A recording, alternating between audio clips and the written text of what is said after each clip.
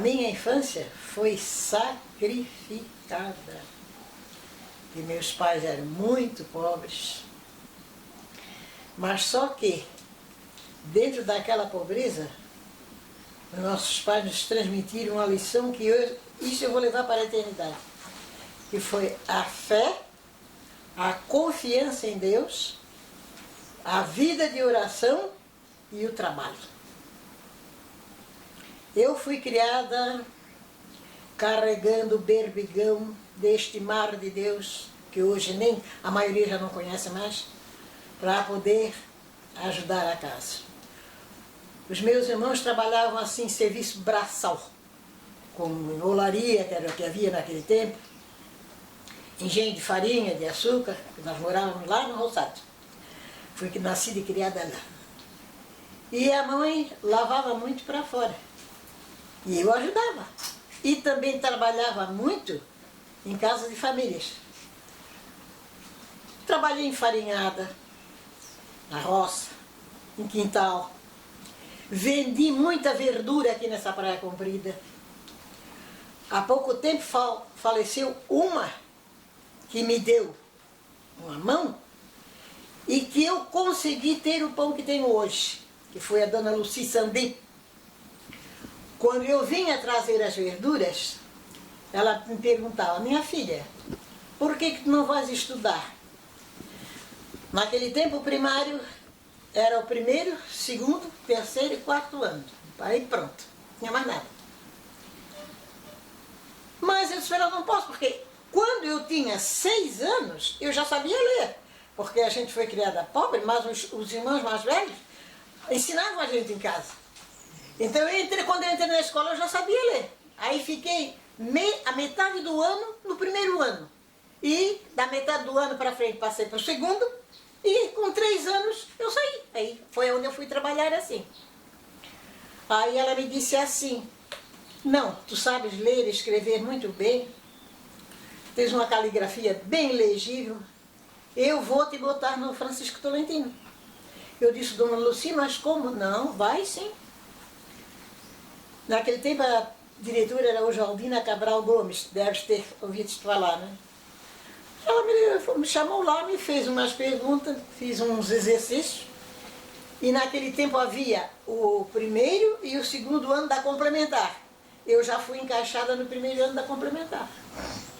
Foi aonde daí em diante eu continuei estudando e fiz o magistério. Mas a minha vida foi sacrificada.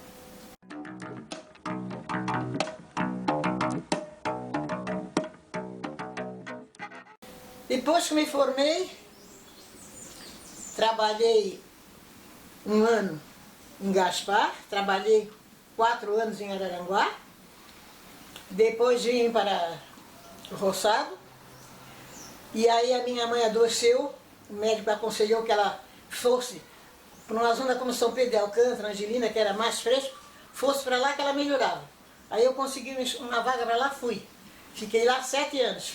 Mas não melhorou, não resolveu, voltei. Aí fui trabalhar no Oswaldo Cabral, e depois trabalhava no Oswaldo Cabral e dava aula de religião no Francisco Tolentino.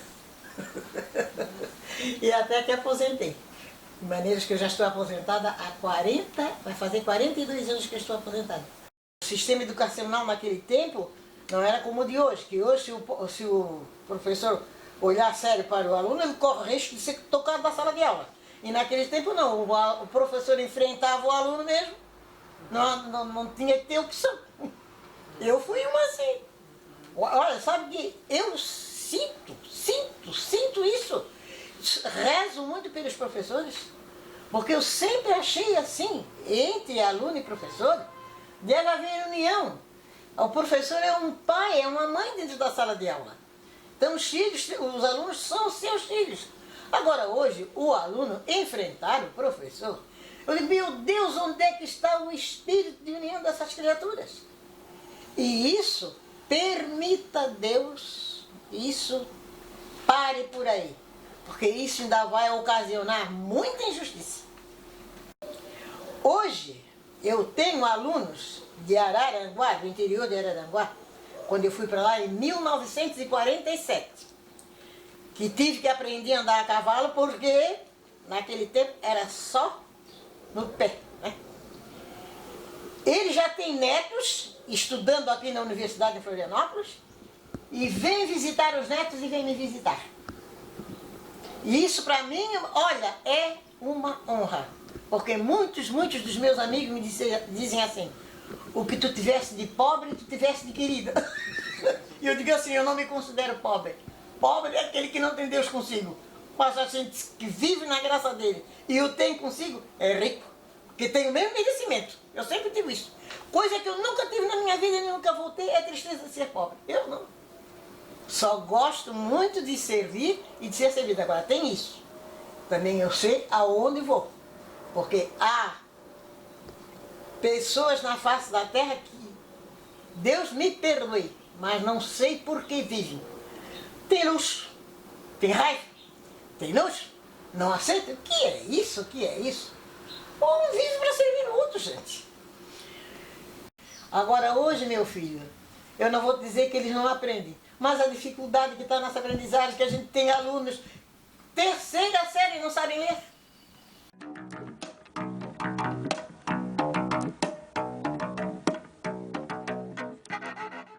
Mas sempre assim envolvida com um trabalho de igreja, com esses donativos que eu arrecado para essa pobreza, e isso me dá uma mão de obra e está ficando um pouco assim apurado, porque o custo de vida é cada vez pior.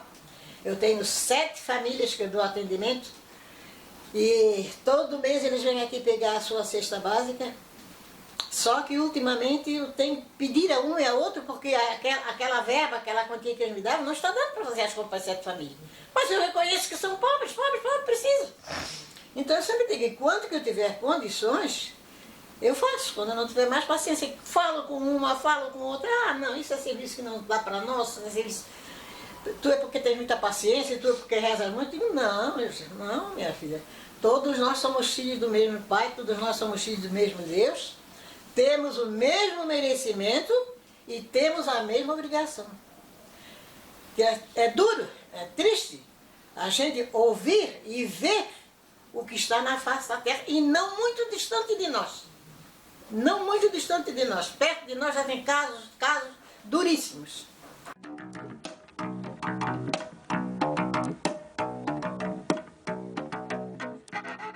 Olha, a festa, as 2 festas, aliás, 3 festas principais de São José foram Senhor do Bonfim, que era 1º do ano, e Senhor dos Passos, que era na Quaresma, e depois a festa do Espírito Santo, que era 50 dias, no final da Quaresma. E naquele tempo não havia, nem aparecia a metade do povo que vem hoje, porque o povo morava distante, né? Era pessoal que vinha de Sertão do Maruim, pessoal que vinha de Forquilhas, pessoal que vinha lá de Barreiros, que hoje eu não sei te dizer se ainda existe alguém daquelas criaturas, que eu acho que a maioria foram todas. Mas se vivia no espírito de fé e no espírito também de trabalho. Porque para fazer a festa do Senhor dos Passos, era muito fácil, porque o povo tinha já aquela devoção da Quaresma, de servir. A festa do Senhor do Bonfim, porque era a festa do encontro, as famílias se encontravam 1º do ano, havia aquela congratulação da passagem do ano novo, né? A festa de Espírito Santo, essa então era a central, porque havia as barraquinhas, havia a vendedura de balinhas. Tua mãezinha se lembra daquelas balinhas, daquelas tiras de balinha de coco que se fazia? Havia a concertada, que era uma bebida antiquíssima, que hoje nem se fala mais. Havia o quentão, a venda de pinhão, de laranja, enfim, de muitas coisas.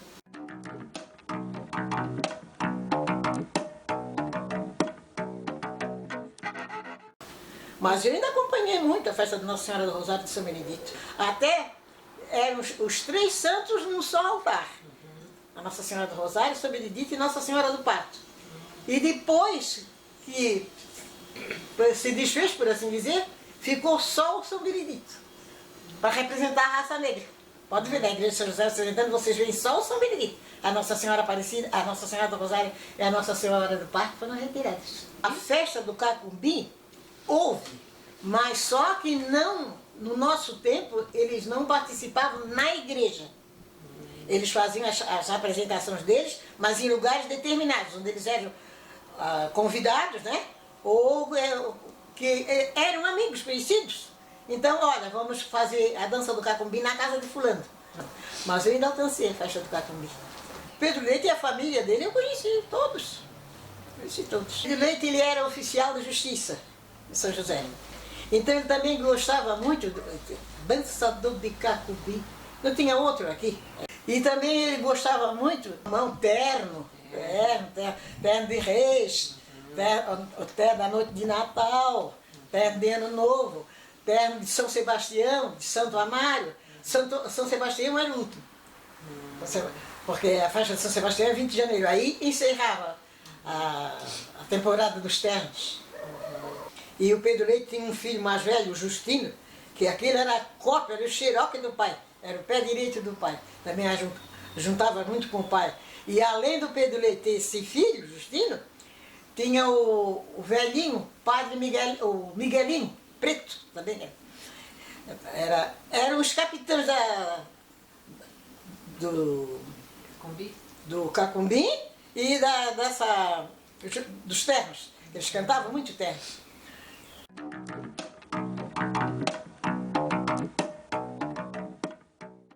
Isso, meu filho, eu já vinha desde a minha infância, porque a minha avó, ela foi escrava, a mãe do papai, e daquelas que sofreu a não mais poder.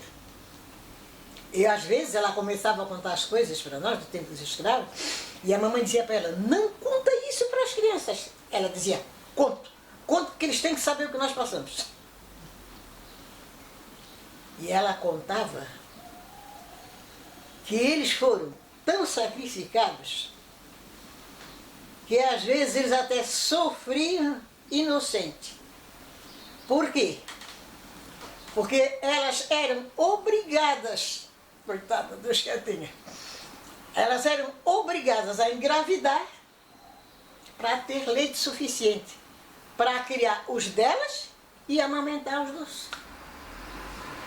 Então, tinha muito cuidado. Eles tinham muito cuidado para não misturar, não ter filho de branco, para não ficar misturada a raça, que aí logo aí ia aparecer, né? Isso não é filho de negro. Então elas tinham muito cuidado. Mas com tudo isso, ela nunca deixou de trabalhar. Isso é que meu Deus, como é que pode ser uma injustiça dessa, avó? Elas tinham que trabalhar, ficavam sempre perto de casa, para quando as crianças precisassem mamar, elas estarem ali. E dali continuavam no serviço, na enxada. Continuavam no serviço, na enxada. Não foi fácil. Mas, graças a Deus, não havia essa injustiça que é hoje. Graças a Deus. Sofreram muito, mas não havia essa injustiça que é. O mundo de hoje está muito injustiçado, meu Deus. Qualquer coisa se mata, qualquer coisa se tira a vida, que coisa, que coisa. No Roçado, a única família negra que tinha era nossa. E o Pedro Leite morava aqui em cima, no topo do Morro do Havaí, que hoje não chama mais Morro do Havaí, como é que chama hoje? São Luís. Era a única família negra que tinha ali, era eles. Eu tenho escutado às vezes, vou te contar essa, tu vais dizer assim, é impossível. Aqui na Praia Comprida, isso já fazem mais de 80 anos, eu já fiz 90, aqui na Praia Comprida morava um casal que ele tinha tanto ódio de negro que ele fazia assim de dedo quando eles passavam. Passa por lá! Negro na minha calçada eu não quero. E o pai dizia assim sempre para nós, vocês nunca passem por ali, porque aquele homem é um veneno, ele não quer saber da raça negra. Quer saber de negro. E um dia meu pai vinha para mim, em São José, era um domingo. Aí quando ele ia passando pelo outro lado, a mulher gritou, ô meu senhor, meu favor, me ajuda que meu marido, naquele tempo chamava ar de paralisia. O meu marido deu um ar de paralisia e caiu da cama e eu não tenho jeito, não posso levantá-lo. Aí o pai disse, mas minha filha, teu pai tem raiva de negro, como é que eu vou ajudar o teu marido? Não, mas por favor, me ajuda. Eu sempre digo, Deus mostra as coisas na hora certa, né? Aí o pai foi lá, ajudou, botou na cama, tem parente lá para essa lá, terra fraca. Aí ela disse, e agora? Os parentes moram tudo para lá. Será que não dava do senhor pegar um cavalo e ir lá? Ele disse, agora que eu vou pegar cavalo para ir lá, pessoal, aqui não tem ninguém que tenha cavalo que eu saiba, que eu possa montar, tem que andar pedindo a um e a outro. Deixa que eu vou mesmo de perto, vê só. Aí ela ensinou direitinho, ele foi lá na terra fraca, chamar os parentes que ele tinha acontecido isso. Ele nem foi à missa.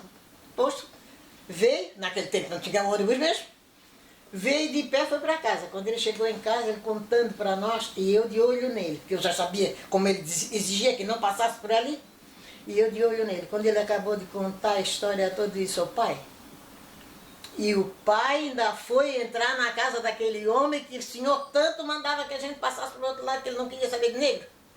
Aí ele disse, minha filha, na hora da necessidade, a gente esquece e serve. Foi uma lição que ele me deu. Daí depois a gente passava ali e pensava assim, será que isso foi castigo? E a mãe sempre dizia, não foi castigo nenhum, é porque ele tinha que sofrer mesmo esse acidente. Mas aconteceu isso e acabou morrendo. Isso já faz 80 anos, daí para trás.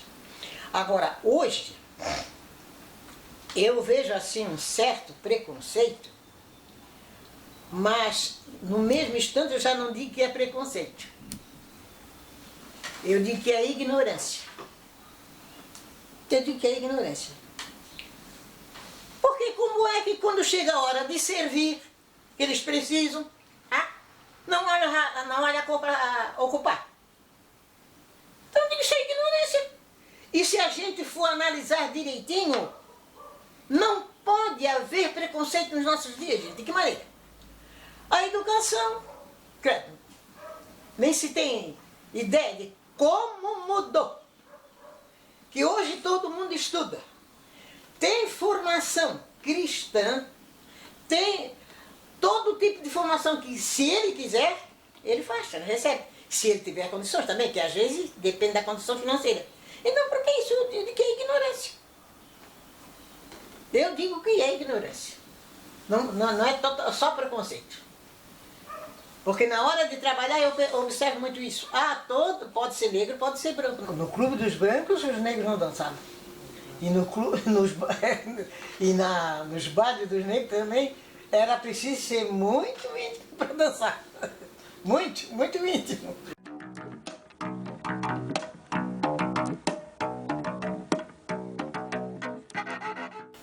Se eu for até relatar que eu sinto saudades, eu sinto saudade do convívio tranquilo que eu fui criada, Adriano. Vou te contar uma. Hoje, eu vivo, por assim dizer, presa. Porque naquele tempo não havia esse banditismo que há hoje. As pessoas deixavam as suas casas conforme queriam. A gente não tinha receio de ser roubado. Não tinha receio de fulano ser atacado, assassinado. Hoje, vocês estão vendo o que está acontecendo. A gente não tem mais segurança e tem medo. Naquele tempo a gente não tinha medo de andar na rua, como eu estou te dizendo. A gente cantava de noite na rua. A gente ia raspar mandioca nos engenhos, quando voltava que acabava, serão como nós chamávamos, né? Às vezes era 11 horas. A gente vinha cantando aquelas cantigas de roda. Hoje, se acontecer uma dessas, corre o risco de todo mundo apanhar. Escolas, hoje em dia, se conhece muito pouco sobre a própria história, né? A própria história do lugar onde a escola está, a história da comunidade, a história das pessoas que fizeram a cidade e principalmente da participação das pessoas negras que aqui moravam e que moram, né? Isso não aparece nos livros de história, não aparece nos livros em geral, não aparece nos conteúdos que as professoras dão. Então a nossa preocupação é resgatar essa história com a senhora e outras pessoas que já têm mais experiência aqui na cidade, que viveram, que têm boa memória. A senhora, com a sua facilidade de conversar, se expressa muito bem. Então a gente vê a senhora como um tesouro que a gente tem muito para nos ensinar, né? Então a gente fica bem orgulhoso da senhora, bem agradecido da senhora nos receber hoje aqui, porque a sua história a gente vai fazer com que ela seja conhecida pelas crianças, pelos adolescentes. Oh, ratoeira bem cantada.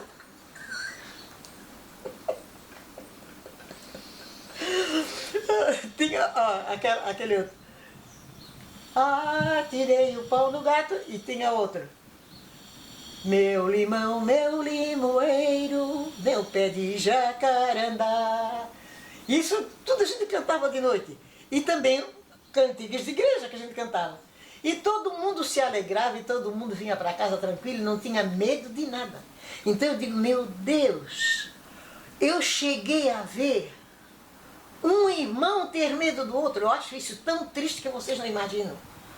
Olhar no rosto do ser humano que é idêntico ao meu, com os mesmos merecimentos, e um ter medo do outro. Eu sinto muito isso.